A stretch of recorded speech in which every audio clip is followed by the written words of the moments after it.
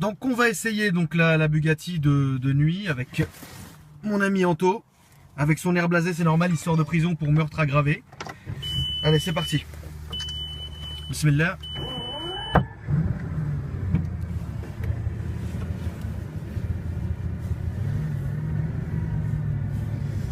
Alors, au niveau de la conduite, c'est comme une Bentley Continental GT. C'est lourd, c'est très lourd, très large, mais ça reste tout à fait conduisible. Il faut vachement se concentrer. Pourquoi? Parce que la voiture est très large et la carrosserie est redondante. Voilà. Donc si tu veux, en fait, il faut plus que tu te concentres sur le gabarit de la voiture que sur la conduite, etc. Maintenant, ce qu'il faut que vous compreniez, c'est que c'est une voiture que tu peux conduire tous les jours et qui se conduit hyper simplement en fait. Le seul souci de cette voiture-là, c'est qu'il faut être sans arrêt concentré. Mais pas concentré pour vous, il faut se concentrer sur les autres. Parce que si tu veux, les gens, ils vont avoir tendance à regarder la voiture et ça va les choquer. Donc si tu veux, au lieu de regarder le truc, ils vont pas comprendre, ils vont lâcher le truc, tu vois. Et c'est à ça qu'il faut faire attention. Bon, après, des gens qui te suivent en voiture, etc., c'est tout à fait normal. Bon, ça c'est sûr, un coup comme ça, t'es dans ta voiture. Enfin, moi, perso, je suis dans ma Jeep, je vois une voiture qui me suit depuis 15-20 minutes. Je freine, je lui fais tout le devant. Hein, ça, c'est pour le principe. Maintenant, là-dessus, c'est normal. Pourquoi? Parce que les gens ne sont pas habitués à voir ça. Donc, si tu veux, il ne faut pas que tu sois dans une optique agressive. Dans le sens où, sur tes gardes, sinon tu t'embrouilleras avec tout le monde. Et au final, il faut que dans cette voiture-là, tu peux l'assumer. C'est pas comme Porsche ou Ferrari ou Lambo, etc., où les gens ont l'habitude d'en voir, pas énormément, mais ils en voient. Et ils vont avoir des attitudes qui peuvent être soit, bon, vous connaissez la salade, hein, soit rageux, soit jaloux, soit content, soit passionné, etc. Là, dans la Bugatti, c'est complètement différent puisque les gens ne savent pas. Si tu veux, il y a deux voitures sur lesquelles ça m'a fait ça. La première, c'est la Rolls Phantom Drophead décapotable. La mienne, la blanche intérieur rouge. J'ai envie de te dire que quand tu roules avec ça en été, en décapotable et que tu passes, les gens, mentalement, ça les... Tu sais, ils savent pas. Ils savent pas s'ils doivent te jeter un truc à la gueule, s'ils doivent te massacrer de coups, s'ils doivent applaudir, si... On ne sait pas. On ne sait pas ça, tu vois. Dans la Bugatti, c'est complètement différent. L'approche des gens n'est pas agressive du tout. Elle est admiratrice dans le sens où les gens n'ont pas l'habitude. Donc de voir ça, ça leur fait plaisir, mais ils savent pas comment prendre, tu vois. Donc c'est à ça qu'il faut faire attention, dans le sens où si tu vois quelqu'un qui te suit, ou quelqu'un qui regarde de trop près, ou quelqu'un qui truc, il faut laisser faire. Bon, c'est sûr, on n'est pas aux zoo. Hein. Le mec qui vient, il commence à toucher, mettre sa main, on lui coupe la main. Nous, c'est comme au pays, coupage de main direct. Donc si tu veux, c'est à ça qu'il faut être préparé quand tu conduis ça. C'est pour ça que je la sors de plus en plus, je l'ai toujours sorti beaucoup plus la nuit que le jour. C'est justement pour la tranquillité, tu vois.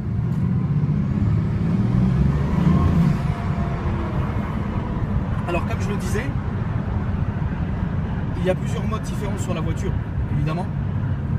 Donc tu peux te mettre en drive, donc qui reste là, comme je le suis depuis tout à l'heure. Tu peux te mettre en sport et tu peux te mettre aux palettes au volant. Alors je vais donner une petite technique en été. En été, la voiture chauffe très vite, la boîte chauffe très vite. En été, je la conduis toujours palette au volant pour une simple et bonne raison que justement, comme c'est moi qui gère la boîte, je la fatigue pas. Donc voilà, ça c'est une petite technique de conduite de la voiture quand il fait chaud, comme dans les pays du Golfe, ou dans les pays du fiacre, ou dans les pays du SBO. Il faut les conduire palette au volant, c'est beaucoup moins agressif pour la voiture. Là, il fait chaud, il doit faire 8-9 degrés. Tu peux la conduire normale, etc. Sans aucune honte, sans aucune pression. Là, on va faire juste un petit... Pas tout de suite, on va pas faire un déboîtage tout de suite. Parce que là, je vais faucher un petit écolier, quoi. Qui est là, l'autre, il conduit comme si on était aux 24 heures du Mans. Donc, je disais, pour la voiture, il faut vraiment se concentrer sur les gabarits. Baisse ta caméra, Fro, parce qu'il y a les flics. Tu dois plus te concentrer sur les autres. Le fait de se concentrer sur les autres, etc., ça va être plus ou moins justement ça va te déconcentrer, donc il faut que tu fasses tout pour justement oublier ce qui est autour de toi. Bon, faut pas oublier les bagnoles, etc., qui arrivent, les trucs, les machins, les gens qui te lancent des caillasses et tout ça, Ça, faut pas les oublier. Mais ce qu'il faut que tu oublies, c'est le danger. Dans le sens où tu sais ce que tu conduis, tu sais que les gens savent ce que tu conduis. Il faut que tu focalises toi sur ce que tu conduis. Il ne faut pas focaliser sur les gens. Par exemple, c'est sûr, la même en décapotable, un soir d'été, tu es là, tu manges un petit sandwich merguez sur les champs. Non, c'est une mauvaise idée, par exemple. Tu vois, ça, faut pas le faire. Là, regarde, on est là, un soir de semaine, il est presque minuit, il n'y a pas grand monde. Bon, c'est pas grave. Tu vois ce que je veux dire? Je l'ai sorti aujourd'hui dans la journée, c'était pas grave. Un samedi soir, finale de coupe de coupe du monde, non, ça, non, non, j'ai pas très envie, donc non.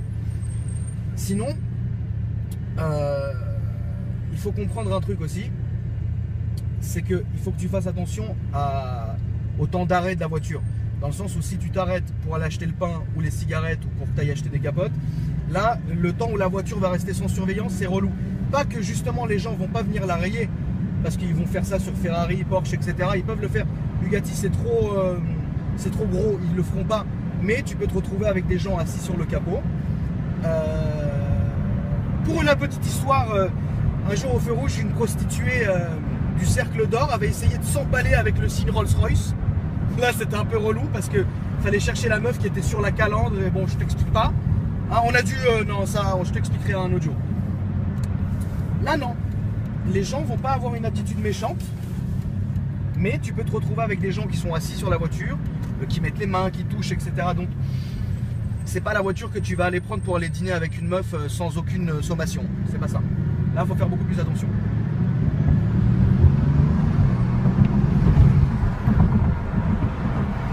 Je vais fermer la vitre pour que ça, vous entendiez bien les turbos. Et malgré qu'on n'ait pas une vitesse, très élevée, hein. On a une vitesse normale, mais les turbos, écoute bien. Tu vois, là, j'ai pas dépassé le 80. Pour être exact, ouais, même pas. J'étais vraiment à 60, un truc comme ça. Et pourtant, tu as vu, les turbos s'ouvrent. C'est pour ça que cette voiture-là a besoin de beaucoup d'espace, parce que comme tu sens, ça c'est quelque chose qui lui fait du bien à la voiture, dans le sens où ça va lui permettre de respirer un bon coup. Tu vois ce que je veux dire? Donc je vais le refaire. Tu vois?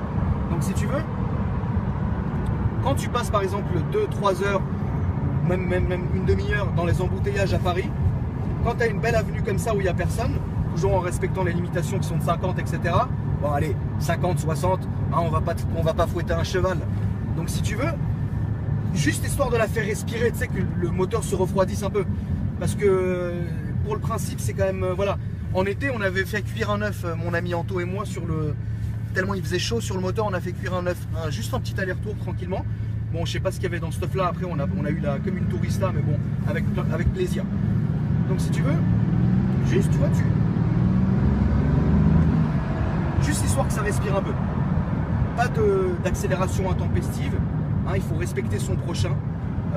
Pas d'insolence. Juste histoire que la voiture, elle prenne un peu tu vois, elle prenne un peu de, comment t'expliquer, elle se fasse plaisir, voilà. Voilà, moi je pense que les gens se font tout un mythe sur la voiture, certes.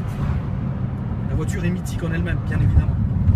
Mais ce qu'il ne faut pas se faire de mythe, c'est que c'est la voiture la très très très facile.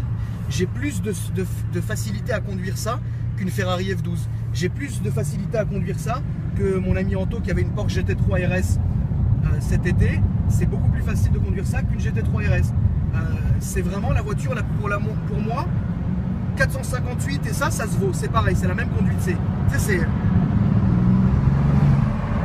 C'est simple, tu vois ce que je veux dire. Il faut quand même faire attention parce qu'il y a un truc qui est assez traître sur la voiture, c'est que les chronos, j'allais dire, les instruments sont hyper bas, donc ta vision ne va pas être accrochée sur le compteur, etc. Donc si tu veux, tu vas plus être tendance à accélérer et dire putain merde, je suis à 90, ou je suis à 80, ou je suis à 60 au lieu d'être sur la limitation. Donc il faut faire attention à ça, à toujours être rivé sur les instruments, parce que c'est une voiture que comme elle emporte, si tu veux, dans le sens où c'est tellement bien linéaire et tellement bien conçu que tu ne vas pas sentir le moment où en fait la vitesse tu la sens pas. Ce que je disais, comme une Bentley Continental GT. Une Bentley Continental GT, j'étais à 300, On était 4 dans la voiture. Pour moi, j'étais à ça allait 160, 180. J'ai regardé, j'étais à 300. Tu te dis merde. Donc là, c'est pareil, c'est merde. Il faut faire attention. Donc voilà, écoute, c'était juste pour faire un petit a priori de la voiture comme ça, brut de pomme hein, pour le principe. Donc bah, bonne soirée à vous et que Dieu vous bénisse.